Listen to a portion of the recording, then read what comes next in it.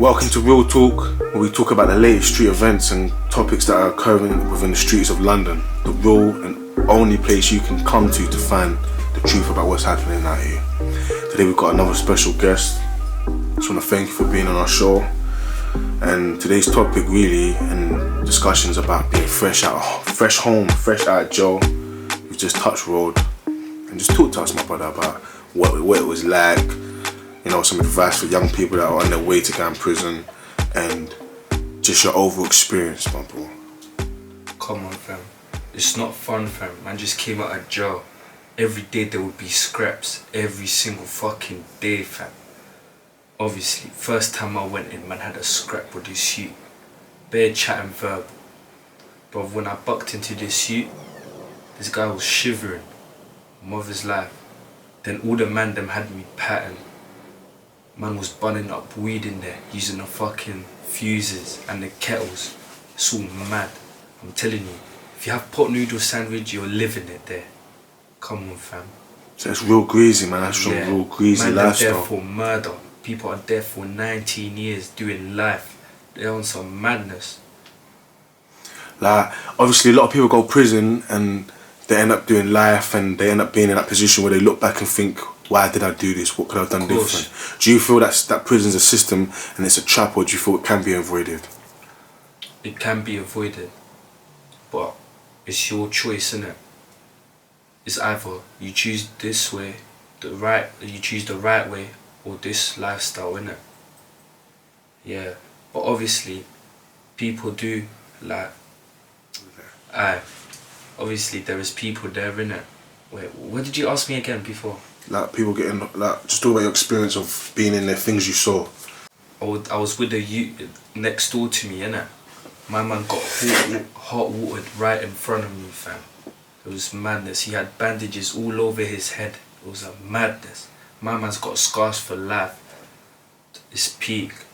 And people are doing life there. I don't even know, fam. Man only done a few months, innit? But trust me, life that is so long. You could be doing other stuff out there. Like other young people that are watching, what would you say to them? Like, what advice would you give them? Man, if you're doing this, don't get caught.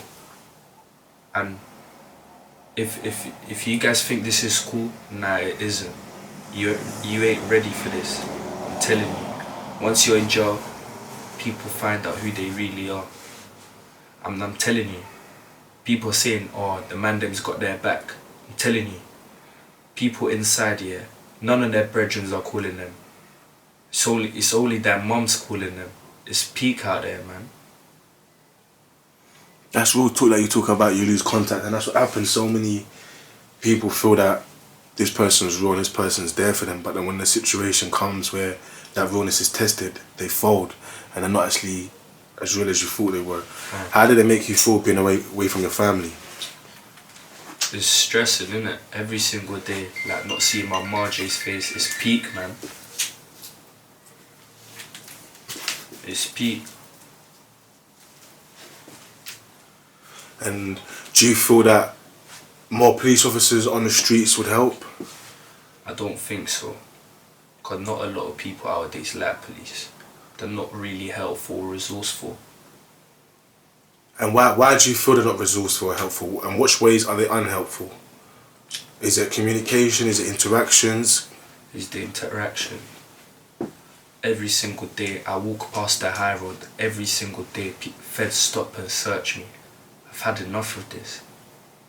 Do you feel like you're trapped in the system? Yeah, man's trapped in the system still. Like, jigs are onto man now. Obviously now I'm on license and now they've slapped me on tagging it. Wait, let's just get that there.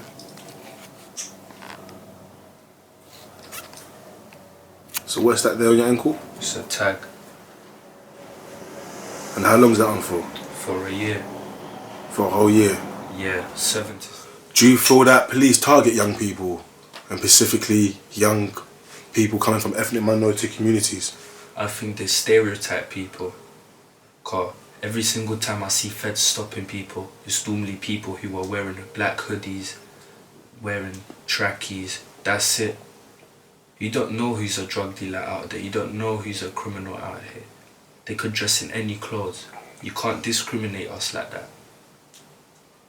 I mean, you're using really, really important words: discrimination, stereotypes, and these are concepts and things that have been happening into our community, into the community for years on years on years.